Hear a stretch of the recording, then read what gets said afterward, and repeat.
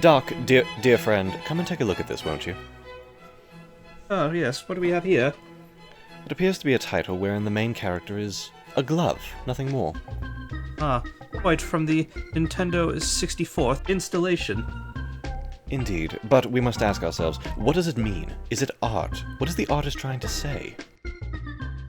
I believe it is a statement on how all of us could really, truly use a hand in this world.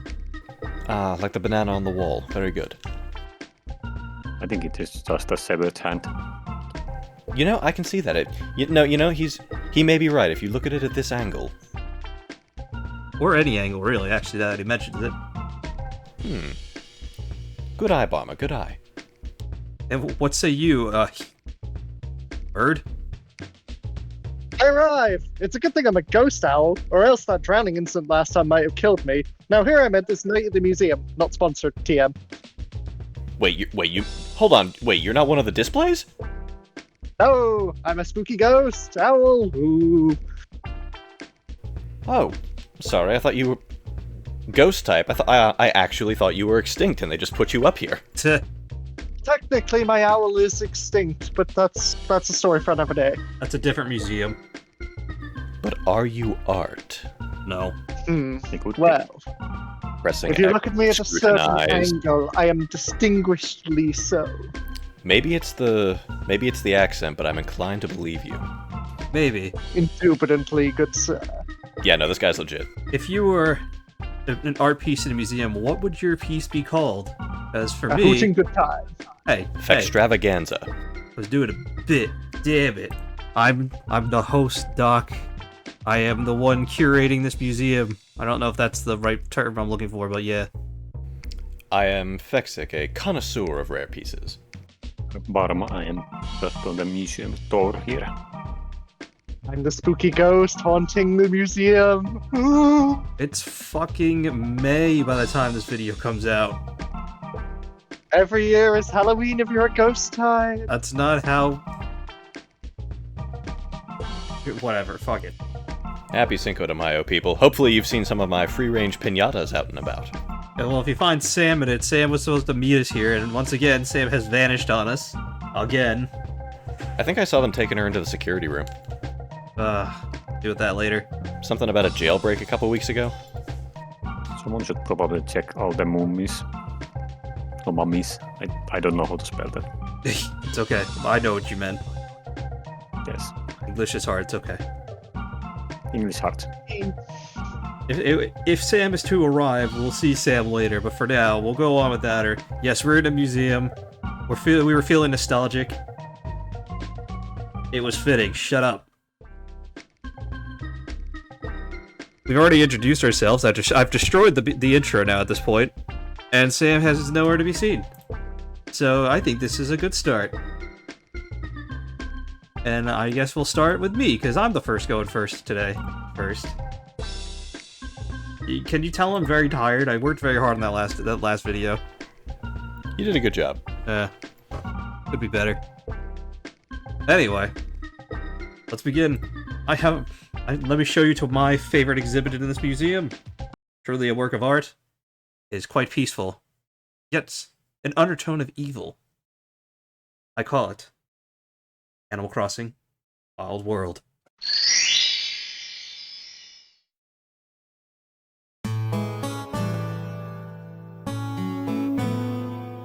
So I have talked about this game briefly in our OST list. I love this game. If you know Animal Crossing, you basically know how it works, but basically a life simulator with animals. This one, because being one of the older installments, has less to it. But I think it still feels like it has more than the previous games after it. Because the animals actually have more personality, they don't have 5 lines of dialogue. You can't swim and you can't dive in this one, but there's more sense of community with your animals. And back then, when it was on the DS, you had more sense of community with your friends and stuff. I felt like, at least. You can argue that with New Horizons, but I really like this game, and I always think back on good memories I had with some of my old friends. And I don't know, hearing the music always, especially the title theme, always makes me shed a little tear in my eye. just a pure happiness. Plus, it has those nice 3D, or not 3D, the DS graphics. It's just, I know they don't look great by today, but I still think they look pretty good. It looks more artsy, it's more colorful. I like it. It makes me happy.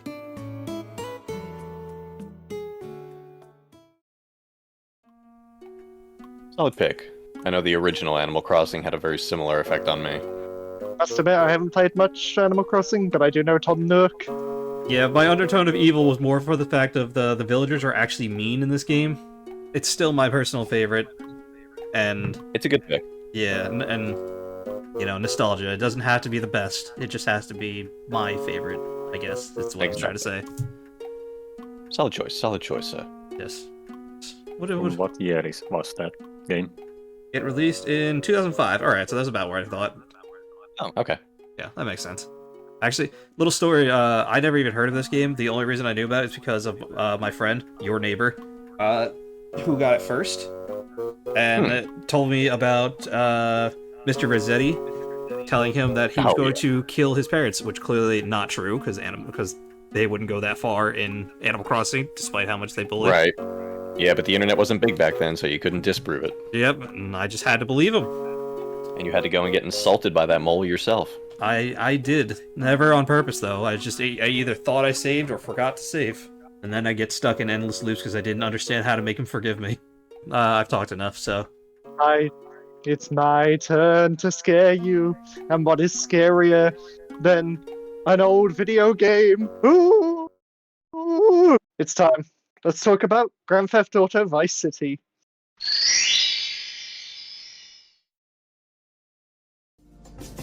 Now, Oh, nice. everyone remembers their first. My first game, I shouldn't have been playing as young as I did, was Grand Theft Auto Vice City.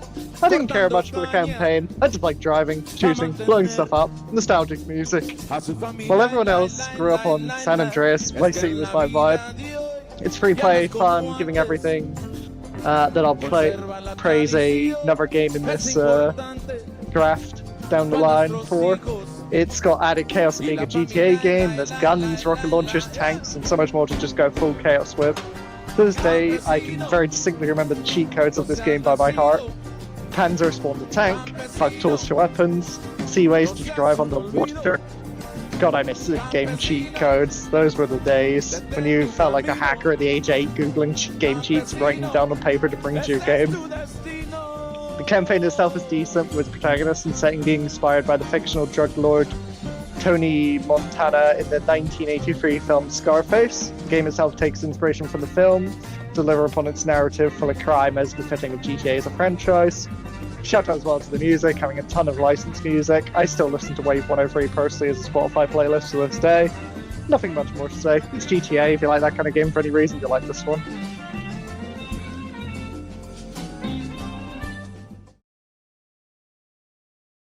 Moving on. They also had VCPR. But that's kind of the thing with most of these games. Like, they existed, but for the most part, all those old games continued on. So... See, I played this as well, and this was one of those ones where, like, my parents tried to use it as a means to get me and my sister to get along. They quickly backtracked on that decision when she started running down the sidewalk with a baseball bat, beating down everybody she came across. Solid exhibit, Peter. Solid exhibit. This one is on my tour list to truly experience, so don't worry, eventually I'll get there. With that, proceed. Of course. And I'm beginning to feel I have a slight monopoly on this title, given how many times I've put it forward for one reason or another. But my first exhibit is going to be The Legend of Zelda: Majora's Mask.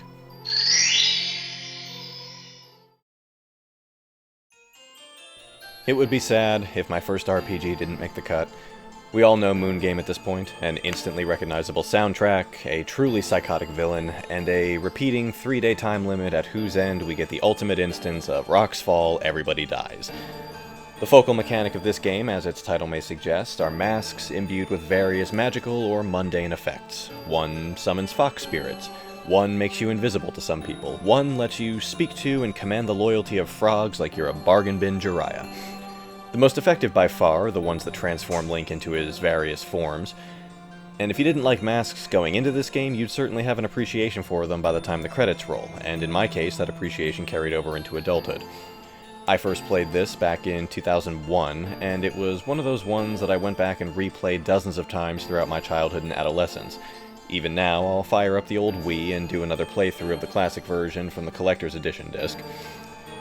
It had an appealing remake for the 3DS, but there's just something about the original title that captures the old memories like the remaster just can't. Majora's Mask shaped my thoughts and opinions on RPGs, and frankly video games as a whole, forming the framework for what interests me now. It'll always hold a sacred place in my memories, regardless of the passage of time, and it's more than earned its place on a pedestal here.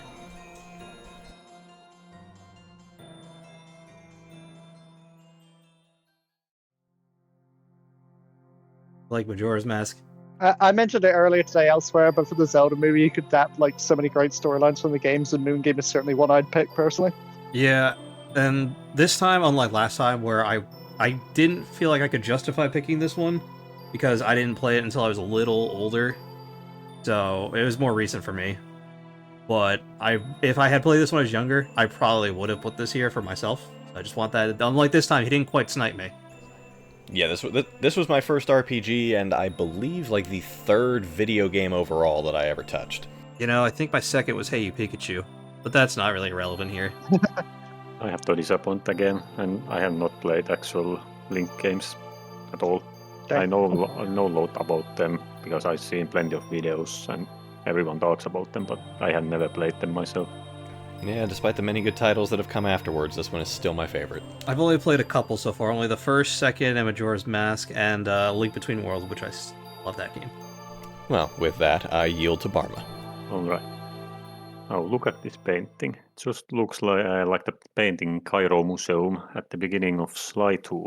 That takes me back decades and decades.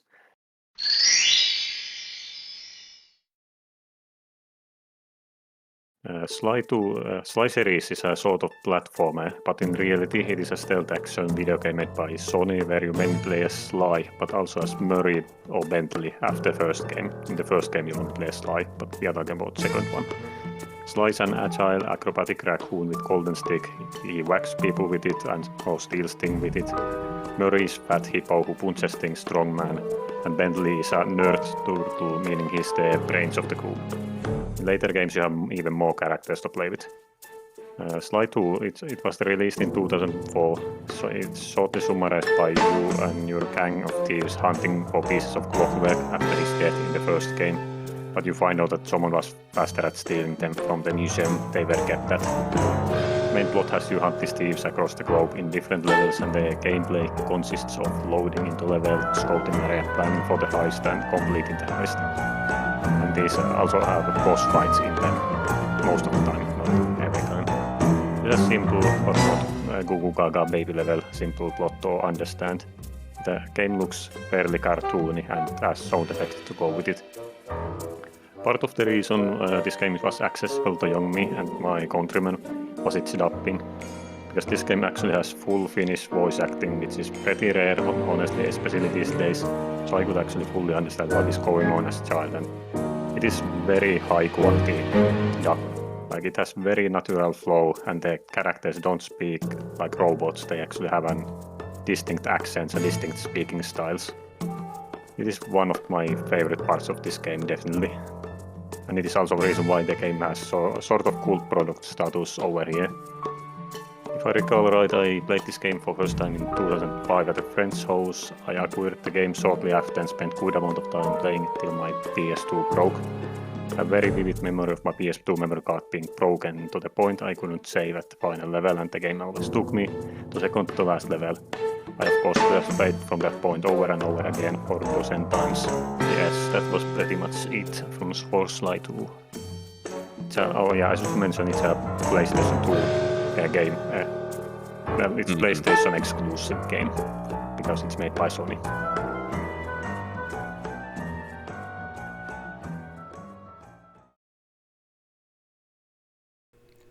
And unfortunately, one of those ones I still have yet to play. Well, unfortunately, one of the ones I have actually played thanks to Deadlock. I was gonna say, yeah, like I know Deadlock swears by this series, up, down, left, right, and center. I just have not turned it on yet. Specifically, this one is his favorite too. I mean, this was the age where a second installation in a series oftentimes improved on the first and fixed a couple things that fans complained about. Personally, time to try. I prefer the first, but the second is still really good. The second one definitely improved a lot of things in my eyes. Honestly, it kind of changed. The first game was around like they are pretty linear maps, like you go from objective to second objective, but these second game's maps, they were a lot more reloading. There were additional objectives in the actual world. It's true. You could do things kind of how in the order you wanted to for the most part. It's a good game. I enjoy playing it. I would recommend this. It's good. I would recommend it to anyone who has PlayStation or who wants to emulate it. I am planning to emulate soon. I believe I shall do just that when I have the time. Good pick. This is your first time going twice in a row, though, so let's see what you're gonna follow up with. Oh yeah. There's a pretty cool old car displayed over there in the another section of the museum. Funny, it also reminds me of another old nostalgic game I'm supposed to talk about. It is called Gran Turismo 3 A-Spec.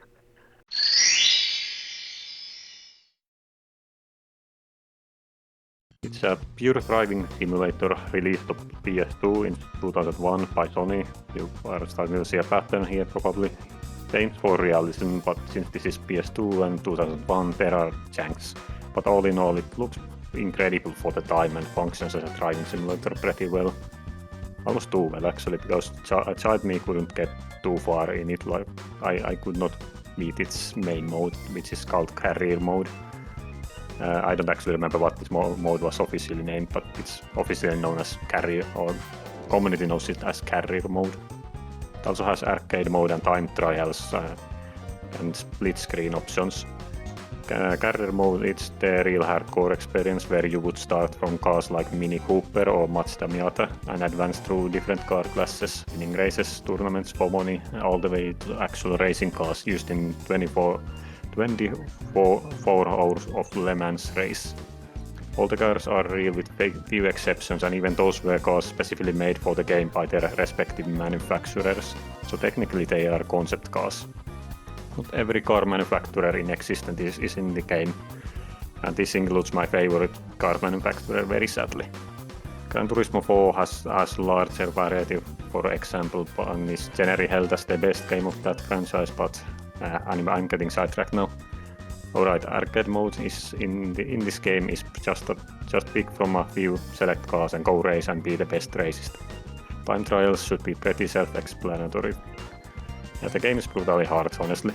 If you try to compete with cars of equal power, you better know your cornering and how the car handles. It will not handhold you at all, and you are free to modify your car quite a lot mechanically. It's actually quite in-depth, and upon later playthrough last year I was quite impressed about how it holds out in the current year. This was the first game I have ever actually played. It was in 2003 when I was 3 years old, and yes, big age is exposed. Now you may wonder why the fuck would a child play driving simulator, especially a 3-year-old. I will tell you that your wondering is valid, because I wondered that myself as well. My uncle gave this game to me, and my father played it first, then I joined in. I would like to credit this game for getting me interested in cars generally, and the game has taught me actual car mechanics. Don't know why I liked the game in first place, but it stuck to me and led me to a world of different car games, and the cars, of course. All in all, if you are interested in cars or racing games, this is worth a look, but it is PS2 exclusive, so emulation is your friend here.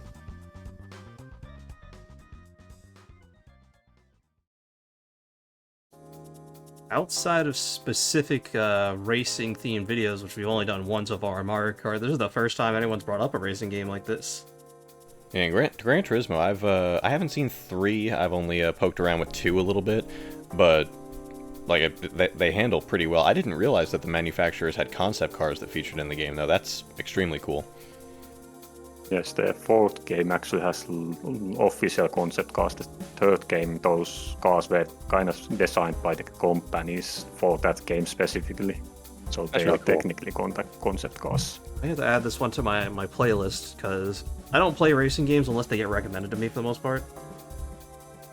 But this I always like them, like in arcades and stuff, when there's stuff like this. So it looks fun. It looks fun. Just keep in mind that this career mode it is actually pretty hard and takes a lot of it. So if you go in there, I'll bear that in keep mind. that in mind. If you do get frustrated, there's the instrumental version of a track called Blue Line from Gran Turismo 2 that'll calm you down real quick. Well, if you start seeing Gran Turismo videos on my channel, you'll know why. All right, well then, I guess you may proceed, Chris. Of course, and for this I'd like to bring everybody in here to one of the older handheld exhibits, and right over here in one of these center pedestals is my next entry, that being Pokemon Red.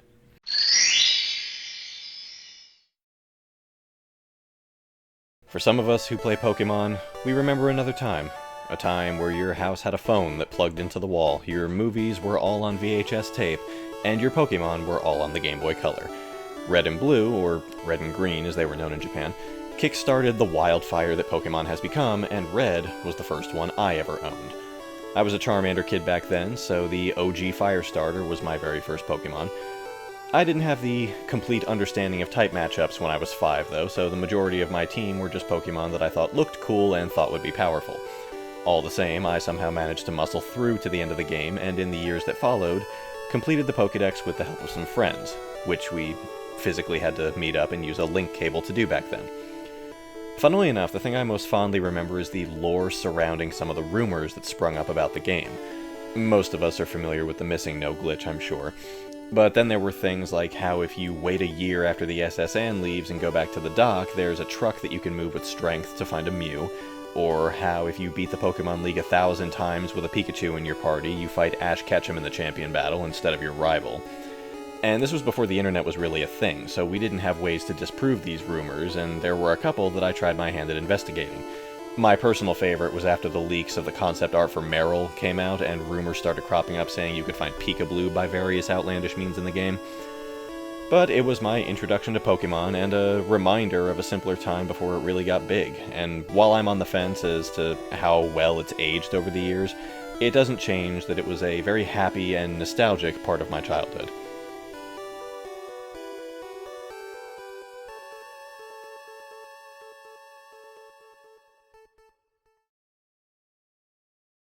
Now, I grew up playing Yellow mostly, because I don't know, I'm a little older, or a little younger than you. I don't know why I was going to say older. Then you had an easier way to get a Mew. I mean, I didn't even know I could. But, yeah, I missed kind of the old games where they were very simple. They had the Bit Crush sound system, so all the cries and stuff. Some of them were painful. Screech as a move, one of the highest pitched sounds you could ever hear. Yeah, that was genuinely unpleasant, but the sound they used for, say, like Hyper Beam, spot on. Hyper Beam, Surf was another good one. Psychic, also kind of high-pitched, but also satisfying to use.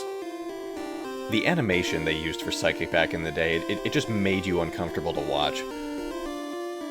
Yeah, but, yeah, I liked the old, crunchy Pokemon games with like 2 colors at best on the screen. Guys, I think I found a Mew under this truck. Yeah, the classics. You don't get rumors like that anymore. No, because you can just look everything up now. There's no mystery to it anymore. True. Data mine go burr. Yeah. Ruins the fun. I try to avoid the data mines, but sometimes you just can't avoid it all. Yeah. It's like playing Minesweeper. It really is, and it's really hard these days. But yeah, like I said, simpler time. This piece brings a tear to my eye. I would have also accepted Pokemon Crystal. Also a good choice. I know. And if Sam were here, she probably would have played that one. Probably, because I know I say Gen 2 is my least favorite and is the worst gen. I still stand by that. Crystal's still one of my favorites personally. That is a contradiction. I know. I can have my preferences. You most certainly can. And with that, Peter. Hello. So, geez, this is a dusty exhibit, even older than my last one. Vice City was 2002. This game is older? Oh, 2000. Amazing how much more dusty this one is. Like, no one's touched it in a long time. That's a shame. You're making me feel real old here. To roll back to Bomber's driving exhibit, my entry here, Midtown Madness 2.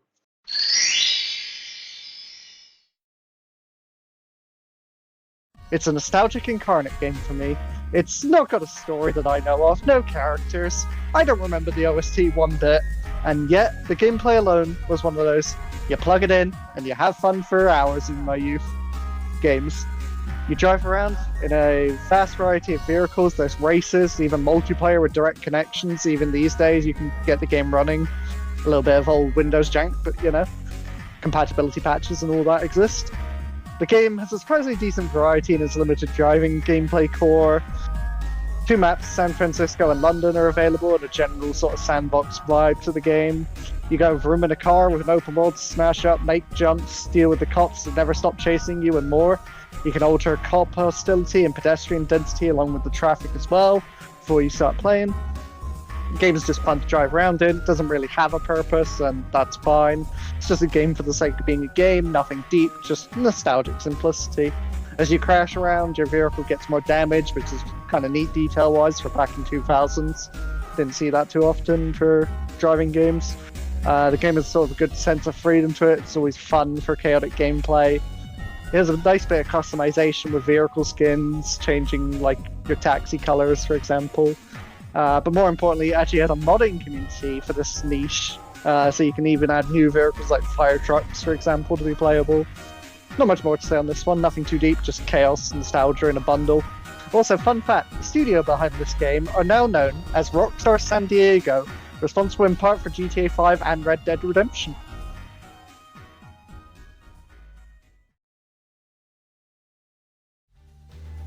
Fascinating. Rockstar's history is insane.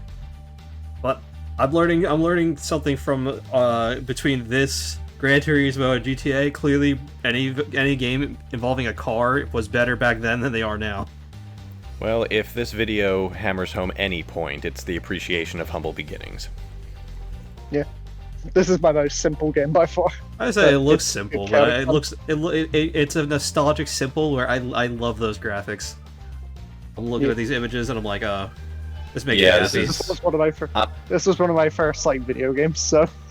Yeah, I'm getting driver vibes from this, and when you said it was basically a driving game without a plot, like that kind of hammered that point for me. Yeah. Simplicity at its finest.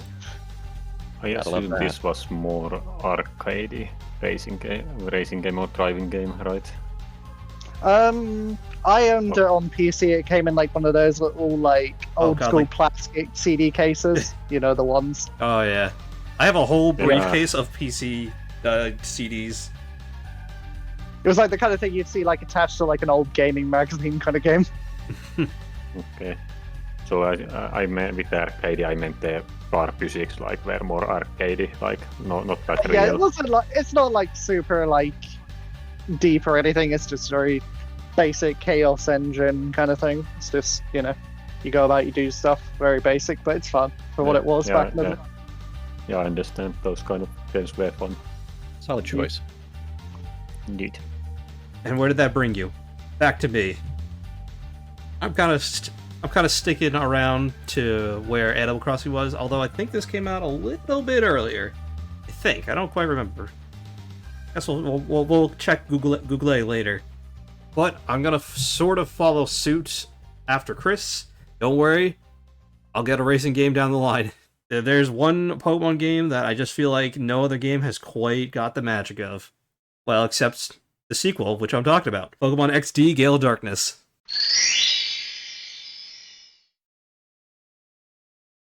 So, for those that don't know, it's pretty much your typical Pokemon game, except almost not at all. Where, instead of going out and capturing Pokemon, which you can still do in 3 specific areas, and instead of, physically traveling to each area, you fast travel, you are stealing people's Pokemon. To be fair, they've corrupted their hearts. They made the Pokemon evil. Oh, I know, crazy. So your job as the main protagonist, besides stopping the bad guy, which this evil team at least feels evil compared to some of the evil teams in the mainline games. Just saying, you're trying to go through, capture all the Shadow Pokemon, and then open their hearts back up. Not with surgery, with emotions and stuff. Do not do open heart surgery on a Gyarados, please. But it was like the first 3D Pokemon, like full 3D and everything, besides Stadium. But it actually did reuse the models from Stadium and Stadium 2 for the Pokemon that fit, because it had up to Gen 3, and it was just fun. You had to use Pokemon that you wouldn't always use because the choices were limited to what you could capture. So you didn't have like a full dex. You had to work with whatever was available at the time. So you might end up using a Mischievous, which you've never used before, or Noctowl, or stuff like that. So the fact that it kind of makes you use something different is just nice. And instead of the usual, you get to pick your starter, it's an Eevee, and you do kind of get the pick. You can choose what you want, which Eevee you want to evolve into. So anything from Vaporeon, the original Gen 3, to Espeon and Umbreon. So you had all that selection. So it was just interesting. The villains are interesting. There's a lot more going on, a lot of action. You're going from place to place doing things, and the battles could be kind of tough, depending on how much you kept up with everything. And you also have like actual side content. You have Mount Battle. You can do 100 battles, then face the guy at the end who's pretty tough. You have all the different Colosseums you can try to win. And then, like with Pokemon Red, you have some abilities to battle people. Like if you have the Game Boy plug-in thing, you can battle with some of your friends that had Pokemon. I think any of the Gen 3 games: Fire Red, Leaf Green, or Emerald, Sapphire, Ruby. I don't remember if it had to be specific ones. I think any of those Gen 3 ones would work. So, you had more you could do with friends. It was just fun. Just plain good fun, good story, good graphics. Please release... Oh wait, never mind, just in case, you can play it soon on Nintendo Online GameCube for Switch 2, which is overpriced. Maybe never mind on that.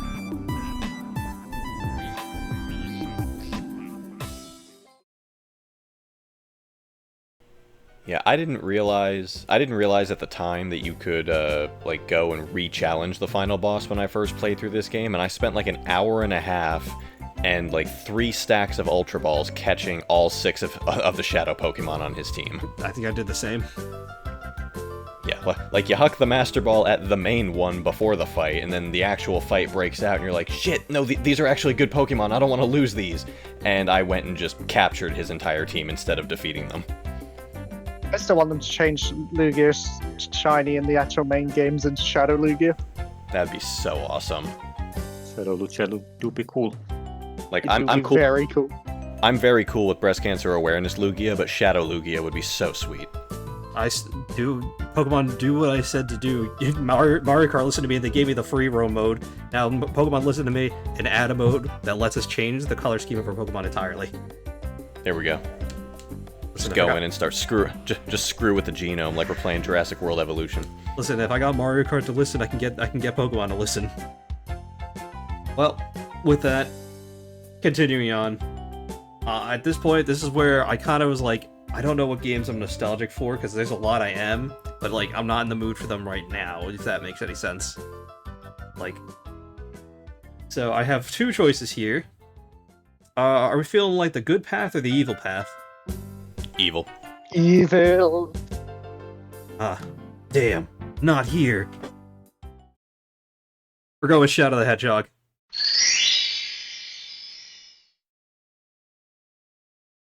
I know we just kind of talked about this in the last one, but we more talked about a specific character rather than the game as a whole. I know this game is memed on. It deserves to be memed on. Damn, not here. Where's that damn 4th Chaos Emerald? It was silly. It was silly then, it's silly now, but it's still a fun game. I love so much about this game. The OST, great. The controls, better than most Sonic games, which is crazy to me. With a few, I mean, there's a few common issues that all Sonic games have. Sometimes the homing doesn't quite work how it should, and a couple other little things. But the story, while a little convoluted with the 10 paths, and repeating the beginning can be very annoying, could easily be fixed if they did a re-release. Please. I still love it. It introduced me to... Sonic Heroes introduced me to Shadow, but this really got me to know Shadow. Because I didn't have Sonic Adventure 2, so I didn't know who Shadow was outside of Sonic Heroes. And in Heroes, he doesn't get explained too much. So, if you're like me, you didn't get to play here, or get to play Sonic Advance 2, you really didn't get to learn anything about Shadow until this game. And it was great. Black Doom, cool villain, very edgy, annoying final boss fight. I'll say that for sure. Most of the other bosses pretty good, except for Powers, the commander. He sucked. But a variety of different missions between just getting to the end, looking for specific things, destroying certain enemies, and you get to work with pretty much the whole Sonic cast at the time.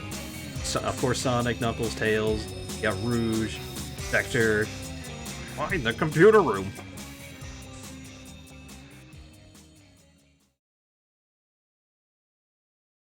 Charmy, Amy, even Eggman. I know. Yeah, you get to work with Eggman. And in some of the missions, Eggman is technically the good guy. Yeah. Yeah, he kind of flips back and forth in that game depending on which route you're taking. Yeah, so you get a variety, and the game's so good. Plus, it has one of the best opening theme songs in I Am All of Me. Fuck yes, that one is just the so soundtrack good. is like a banger edge fest. Like it's glitchy, but it's so good. It's so good, and like I said to Peter off screen, like the song I used, the last one for Towers, and for when you're trying to assassinate the president in the game. Crazy, I know. Shadow shoots the president's plane. This is the Sonic game, by the way. Just Yes. reminding everyone. Yeah.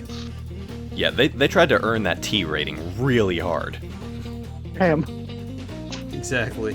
How cute. I mean, you know it's an edgy game when the intro cinematic has Shadow, like, standing over Sonic, laying on the ground with a gun. Yeah, like the guns, while again very silly, do feel good, and they all feel different enough. Swords suck, by the way. Don't use the swords. The swords are awful.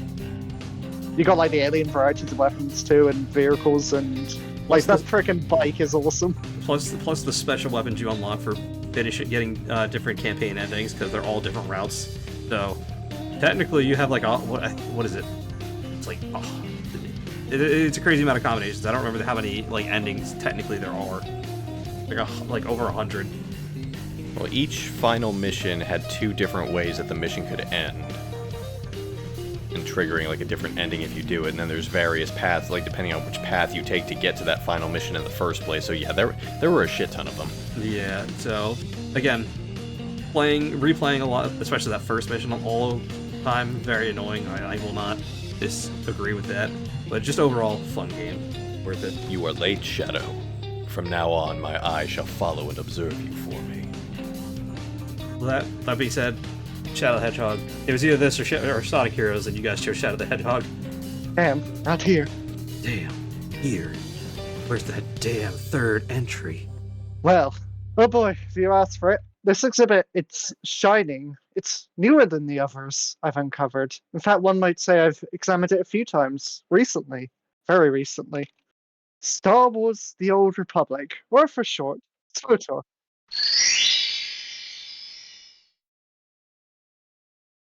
I started playing in 2014 prior to the expansion Shadow of Revan releasing.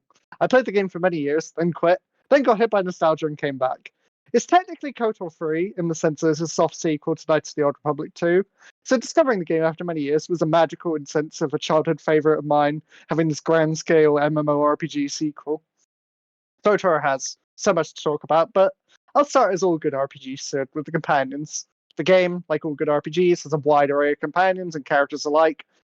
For example, we have the joking Jedi Padawan Kira Carson, to the once rocket launcher wielding Jawa Blizz, to the light-hearted Twi'lek Vet, to the brooding and reclusive Kalish Zalek.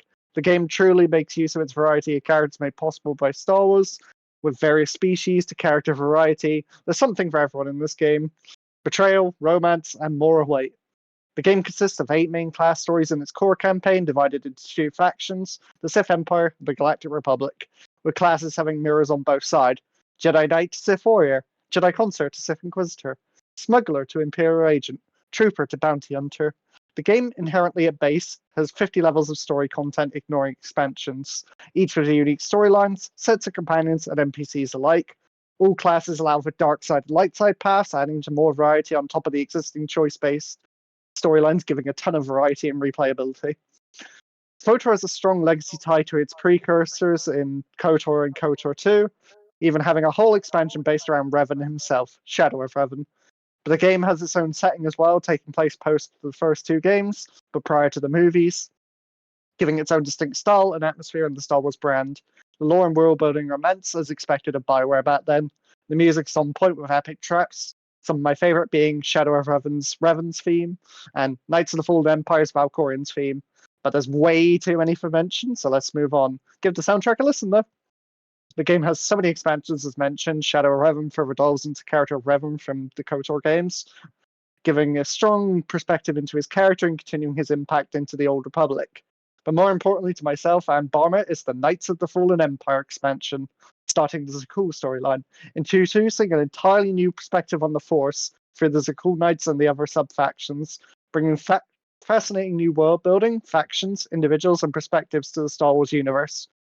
Kotfei, for short, introduces some of the best storytelling in the game, in my opinion, delivering on choice-based storytelling, and raises the story of the game to new heights that haven't been matched since. To conclude on with a final point, SWTOR is an MMORPG that left me with newfound friendships and memories from my time playing the game. I was in an old Mandalorian roleplay guild back in the day, to my time moderating / managing for one of the game's content creators on Twitch, where I met many people, including Barmer himself here. The game has left a sizable impact on my life, and no matter its current issues, it'll always have my respect for that. Oh, and did I mention it's free to play up to Knights of the Fallen Empire? 8 class stories, 2 expansions, all content up to level 63. Subscribe once and keep all the expansions that have been released up to the point you subscribed, and it's free to play to give it a try.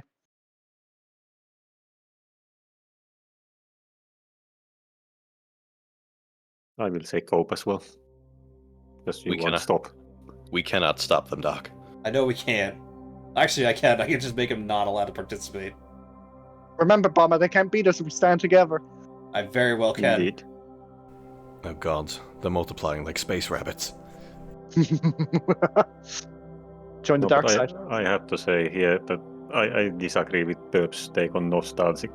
I started year after him playing this game, and yeah, Burp took many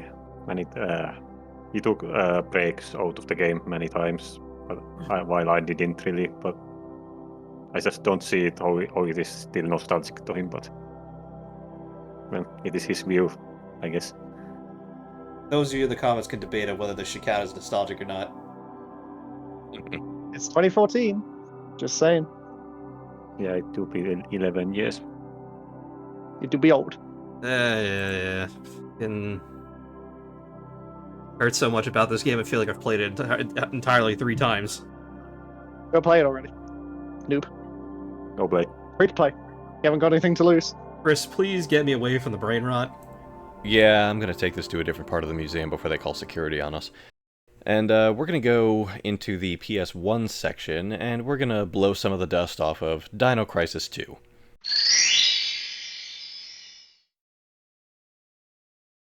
My time on the PS1 was different, I imagine, than many other people's. I never really got into Crash Bandicoot or Spyro, not being properly introduced to either until after I met my wife. But around Christmas in the year 2000, the PS1 gave me something that few other forces of man or nature could at the time. A way to get me and my brother to stop trying to kill each other long enough to sit down and enjoy something together. We both liked dinosaurs, we both liked shooting games, and growing up in a pseudo-Christian household where pixelated blood was frowned upon by Jesus, we both liked pixelated blood. And Dino Crisis 2 delivered all 3 of those things in a freight train half a mile long. The plot picks up a year after the events of the first game, which at the time I hadn't played. Your gameplay is near equally divided between original protag Regina and her new cotagonist Dylan Morton, switching between jack-of-all-trades weapon specialization and brute force by bullets, respectively. It was a nice addition to a series that had enough of a cult following to send Capcom requests for a reboot that they keep ignoring. And as with everything else here, it was a memorable part of my early days with video games. As mentioned before, it was one of the few things that could make me and my brother get along for a while, with one of us playing at a time while the other acted as a sort of backseat dinosaur expert.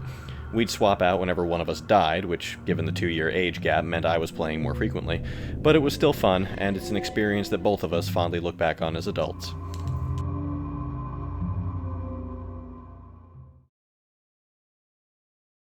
Of course, pick the one I didn't play, since I've only played the first one. So this is another one of those cases where the second game is just, in every conceivable way, an improvement over the first. Which is good. I liked the first one, but I got frustrated at some points because I felt like I was just running around randomly.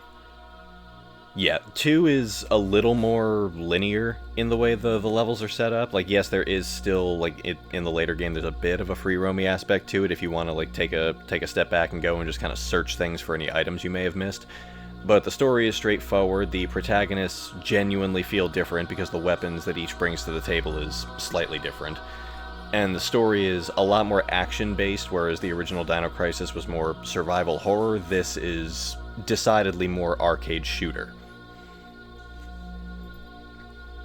Eventually. And if you're good enough at it, you don't have to worry about running out of bullets like you do in the original game. I did plenty of times. Yeah, I have to say, I never heard of this game. Like most games we have talked about, actually all games we have talked about, I have actually heard of them, but this is something I never even heard of. A lot of people haven't. So these became popular around the time of the original run for Resident Evil, back when tank controls were still a thing. So they used largely the same gameplay style as Resident Evil, but they didn't get nearly as much marketing. Yeah, plus Capcom, for some reason, doesn't like talking about these games, won't re-release them, yet has their OSTs on Steam. Probably Explain because that one the to me. original was... the original was, in some parts, a very, very blatant ripoff of Jurassic Park. So much so that one of the in-game characters even makes note of the similarities. Funny enough, though, the game ended up inspiring Jurassic Park by making the Spinosaurus 3 basically the big bad guy because of Dino Crisis. Because of the water fight with the T-Rex? Not because of that, but just apparently because they kept doing bigger and badder dinosaurs throughout the games.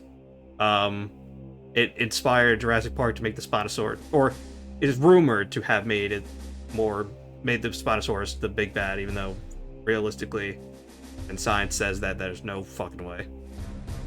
Interesting. Yeah, yes. Science, archaeologically accurate Spinosaurus, not gonna fight a T-Rex on its best day. But yeah, no. Apparently, it did inspire the Spinosaurus of the third movie. Interesting. Rumor has it, at least. I don't want to say Yes. anything without a surety. But yeah, the first game was decent. Dino Crisis 2, like I said, it's an improvement in every conceivable way, and I had a blast playing it. Anyway, ARM. Anyway, yes. Yes, there's some kind of something over there in the corner. Is it modern art? Looks like a car crash, honestly. Just like the next racing game I'm gonna talk about. Yes, another one. Burnout 3 Takedown.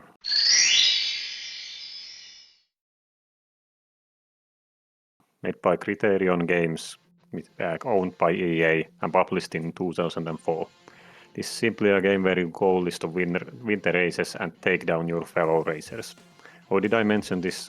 This all happens in middle of actual traffic, and the cars have nitro boosts. Yeah, it is very fast-paced game where crashing into traffic can end badly. It has very forgiving physics against map boundaries, but not against other cars. Your AI opponents will ram you if you aren't careful. You get to race all around the globe in random settings, like in cities or in countryside of Italy, in cities of America or Japan. There's a lot of different places. Game modes include time trials, regular races, takedown competitions, and crashing courses. Time trials are without opponents other than traffic. Takedown competitions are about doing most takedowns. Takedowns are kind of, well, I hope you guys know what the takedown means. You ram into someone and you take them out of the track. That's really what takedown means in this game. Crashing courses are about you crashing your car into busy traffic and causing as much death and destruction as possible. Yeah, the game is fairly straightforward, but it has a lot to it. Takedowns are sort of main focus of the game, where every time you actually take down someone, it gets highlighted with slow motion during the race. It's pretty cool, especially when you are a child. Takedowns give you more nitrous boost, as well as driving in the opposite traffic. They don't take you out of the race, however, if you get takedown. I don't remember when I first played this game. I think it was in 2005. Nonetheless, I was hooked instantly when I did play it as a child. I even managed to complete this game fully, as its difficulty is not too hard. Alright, it has a really banger intro with amazing soundtrack. It is absolutely worth to watch and listen to. So if you are into racing and causing as much destruction as possible, this is the game for you. Unfortunately, this game is stuck in PS2 hell, and in the old Xbox hell. And this game is definitely best of its franchise that has sadly withered off. It's something I have been meaning to emulate as well of recently. You had me at racing and causing destruction. Oh yeah, I've played one or two of the Burnout games before. They're fun. Yeah, no, it's about racing, but also just doing as much damage as you can in some of them. Yeah, racing were always, racing games were always AJ's thing, so she's far more knowledgeable in the genre than I am. God damn it, Arma, I'm now gonna have to go through the Burnout games and add them to my fucking list too.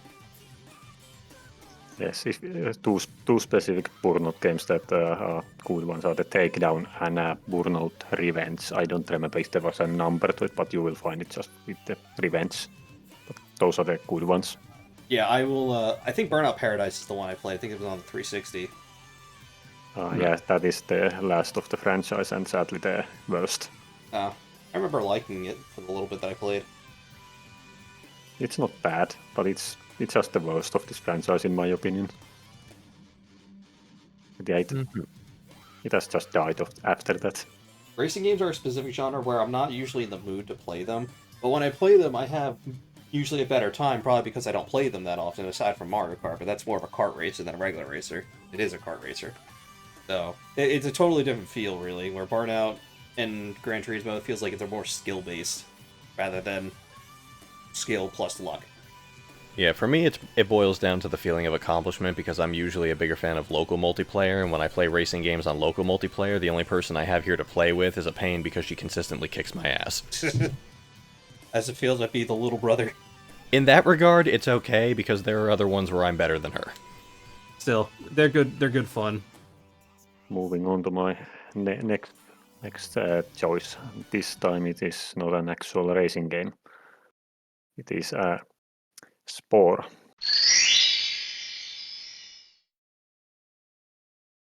It's released in 2008, only PC to my knowledge by Maxis, RIP Maxis. It's owned by EA now, they killed the studio.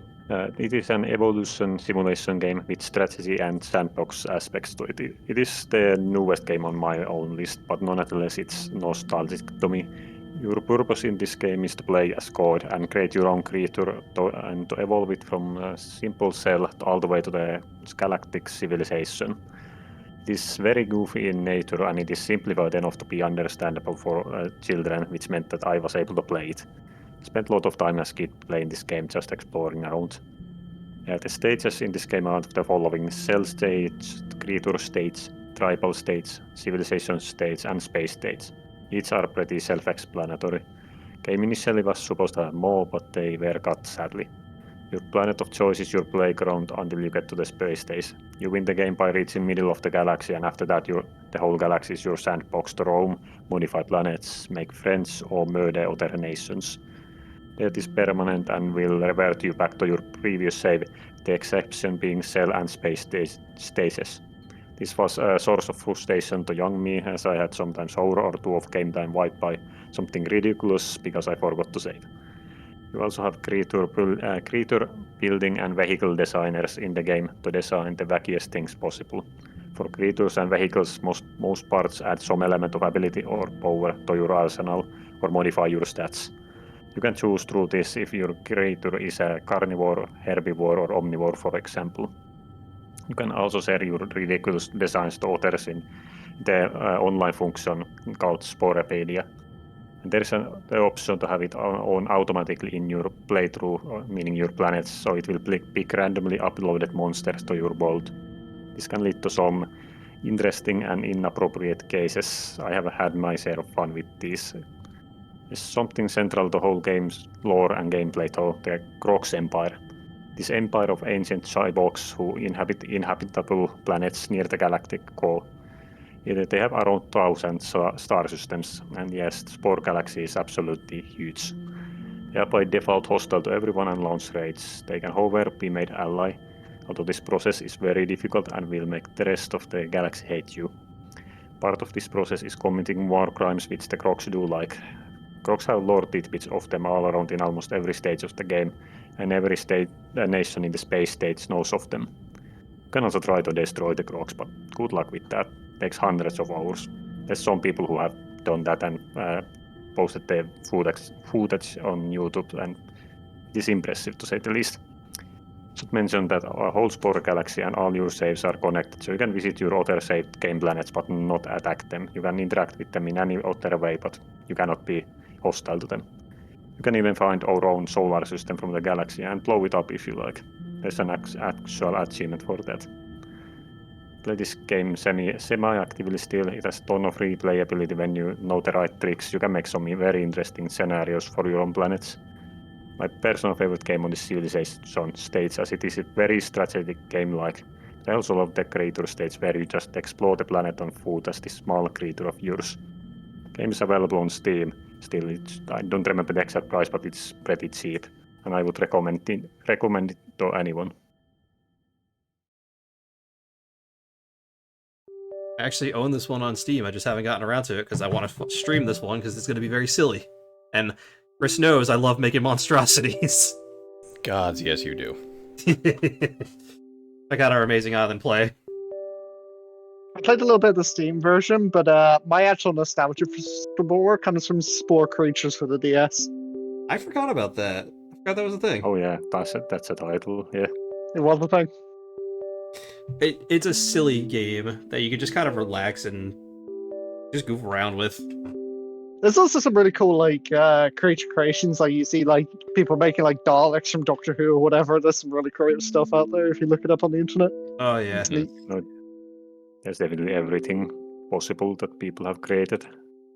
Spore is one of those good community aspect games just because like you can't, well, you probably can, but there's not too many ways you can make people upset with this kind of thing. And people just like showing their creations, which I think most people just like to do. They like showing off what they can do. And Spore, when you're making these weird little things out of a bunch of shapes, just fun. Yes, it is definitely a very silly game and very fun when it works. Sometimes it is a bit janky. Yeah, I've heard, and I've seen like sometimes it just randomly crashes. What can you do? It happens. Nobody's perfect. Yep. Nobody's perfect. Especially not your next choice there, Chris. What is it? Yeah, so for my next one, I think we're gonna go ahead and we're gonna stay in the hall of the PS1. I rather enjoy it here. And my next pick is right over here on the other side of the room. That being Yu-Gi-Oh! Forbidden Memories.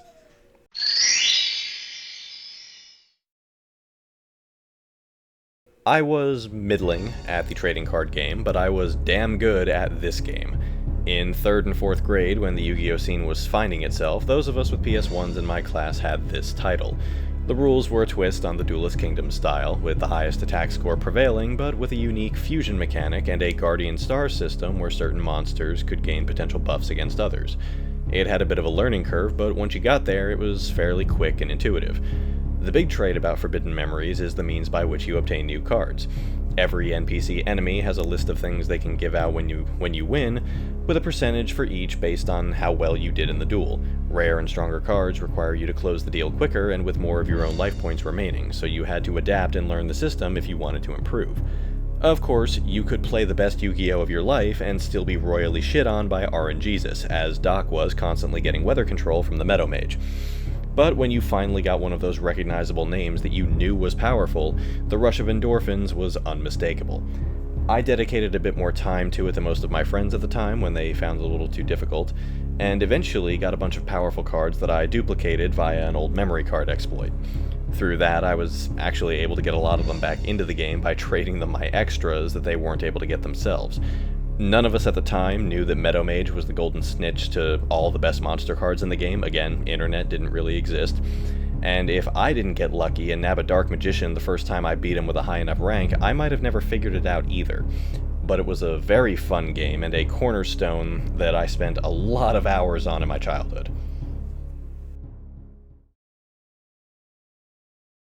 Yeah, I got stuck on that for a little while, didn't I?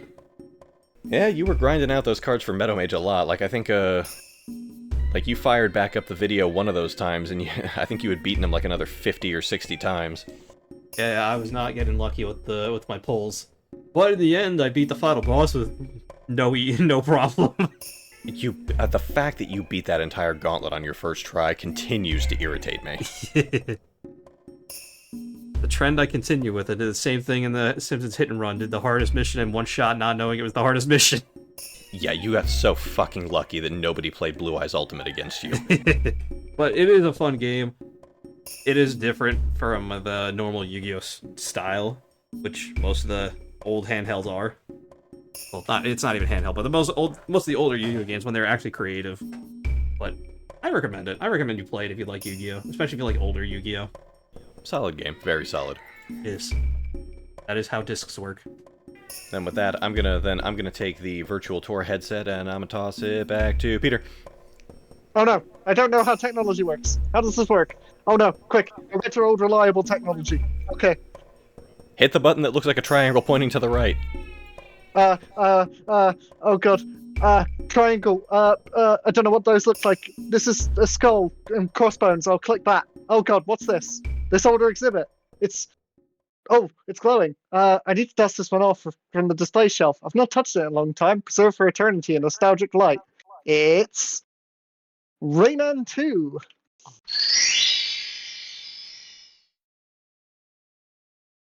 Well, let me tell you about it. Rayman 2 is one of the nostalgic games of youth for me. It's one of those games I didn't really revisit much out of its nostalgic place on my shelf. The game dates back to 1999. Of course, you play as the titular Rayman, who is tasked with saving the fantastical land of the Fairy Glade from the army of robotic pirates led by Admiral Razorbeard and his pirate henchmen. Side note, I really like that robotic pirate duck look. It's really goofy, but kind of fits perfectly with the sort of over-the-top cast of Rayman, including his best friend Globlox, his sort of Tails the Fox, or Luigi, if you will. They even have a cute little hugging reunion scene in the game. Rayman 2 has a banger OST. I highly recommend vibing to Rayman 2's soundtrack, namely the Hall of Doors by Self. It's a nostalgic song for this game, personally. The one I think of when I think of the OST. But the rest is worth a listen to. The game's your sort of standard platformer, really, third-person perspective, allows the player to look over the controls over the camera, go through mostly linear levels, beat up enemies, solve some puzzles, gain abilities as the game progresses, the usual, really.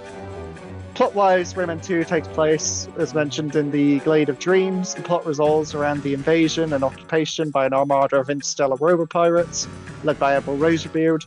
Prior to the invasion, the pirates destroyed over 100 planets in the galaxy with the intention of slaving their inhabitants.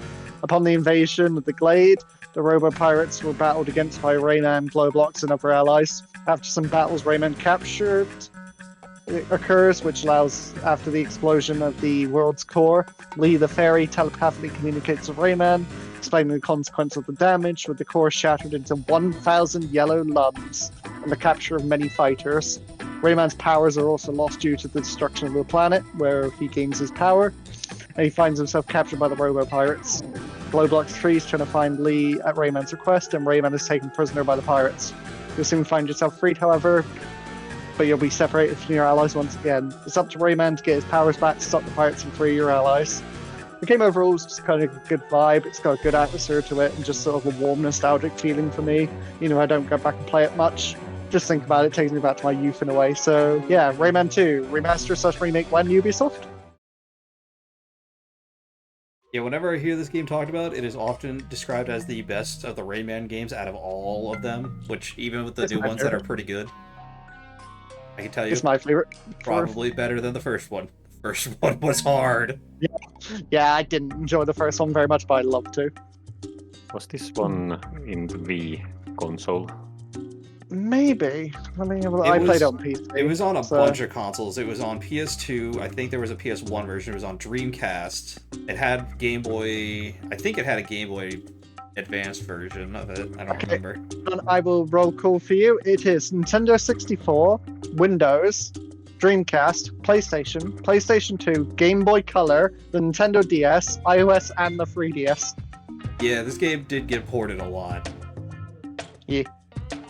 Yeah, I have just memory of playing some Rayman game in Wii. I just don't remember which one of them it was. It was either... I don't think it was 3, but it might have been... Origins, Raving Rabbit, TV Party, or Raving Rabbit's original. Seeing a pattern highly with recommend sequels around this point in history. Oh yeah. Listen, sometimes the first ones are at least good. At least the first one, in my case, it was just hard. Don't play Rayman 1. Don't do it. Yeah. The extent of my Rayman experience is when they throw like Rabbids cosmetic items into the Assassin's Creed series. Well, it is Oh, Ubisoft. So Yeah, let's not talk about rabbits. Let's talk about the good old days. yeah, most people don't like the rabbits. Yeah, kind of creepy. I don't, They I think don't that dislike them, but they are really overdone. Especially when, like, I remember a few years ago I was watching that Nintendo Direct where they did the Mario crossover, and I was like, but why? and people like it. No idea what you're talking about, but editing me will put it in the video. Yeah, I'll find that and enrich your life with it later. Well, before I go back into reliving my trauma of Rayman 1 and thinking about Mr. Dark again, I'm going to continue on, and I'm at the point where I don't know what to pick. I said I had enough of Star Wars, but I think I'm going with one Star Wars game here myself, actually. Would you like to take a guess? Too bad. Star Wars Battlefront 2, the original Star Wars Battlefront 2.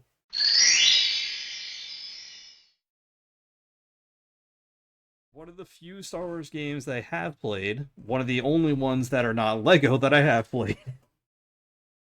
It pretty much is your, arena shooter.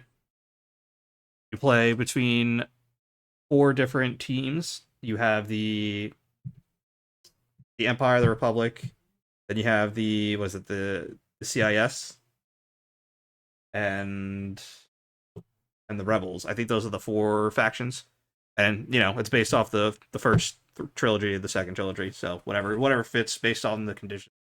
A bunch of different modes. The story mode in it goes over the clones, or specific clone squad before the events of Order. What is it? Order 66. 66. Thank you. I was blanking super hard. Clearly, I need more sleep. But the campaign is really good. That has a bunch of different modes. You have I think it's assault mode is what I'm thinking of, where you and a buddy or can play together on the same team or against the other. It's Galactic Conquest. That's what the mode is called.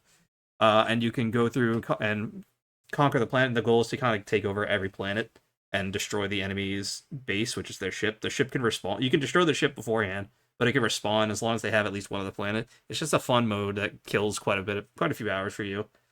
And you have pretty much most of the planets from the movies and a few extra ones that weren't in the movies. They all have different, they have some life on them. Like, if you're on Tatooine, the Jawas will be running around. If you're on the forest moon of Endor, you have I'm blanking so badly right now. I can picture them in my head. Ewoks, thank you. I had it and I lost it. Yeah, and then, you sniped this title for me, so I'm very familiar. Oh yeah. But it's a fun game, worthwhile, and now that it is on Steam, be careful which version of this you get. But if you get the right version of this and you can play it with some friends, still a great time. One of the best modes is, I think the one I'm thinking of is called Assault, where you just play as Jedi and named characters from the movies. Hero Conquest or Hero Assault, it was one of those. One of those, yeah. You might be right. Whatever it is, it was a very fun mode. It just all the heroes that you normally have to build up a meter to use in the actual levels are just your defaults in that one. Yeah, it's a fun game. There's so much to do, so much replayability, and most of the planets, not even most of the planets, there's a lot of planets to work with, and each of them have dedicated what modes you can play with them. Plus the space fights are good. You have good space fights. Yes, fuck, those were amazing. There's not many games that do space fights right, but Battlefront 2 does it so well, and I've not played a game since that does it anywhere near as good. There's a mission in Halo Reach that's alright, but that's about it. Even just the flying around in space, the concept of there is no up or down in space, I haven't seen it captured nearly as well as Battlefront 2 did it until No Man's Sky. Yeah, it is a worthwhile play if you're whether you are or not a Star Wars fan. Unless you avidly hate Star Wars, it is worth playing. Even then, even if you're just a casual Star Wars person like me, like me and my friend James, we devoted our hours to 3 games. It was Shadow of the Colossus, Battlefield, Star Wars Battlefront 2, and DDR Supernova. But yes, solid choice, and you've made me now have to go to my bench hitters. Yeah, I was considering this. This is Peter when I was talking about like catering the list to you. Sonic Heroes and Star Wars Battlefront 2 were both on the list. And now all that's different is I have Shadow the Hedgehog instead of Sonic Heroes. How different? Oh yeah, I'm super original, and I'm not actually catering to Peter. It just happens to go that way because these are the games I grew up playing. We're on the final round. I gotta choose one kind of weird game. Give me a second here because I'm sleepy and I forgot what it was. Love when that happens. Yeah, I had it in mind and I completely lost it. You know what? Forget it. I know which one I'm gonna go with. Everyone else has a racing game. Well, two of the others have a racing game.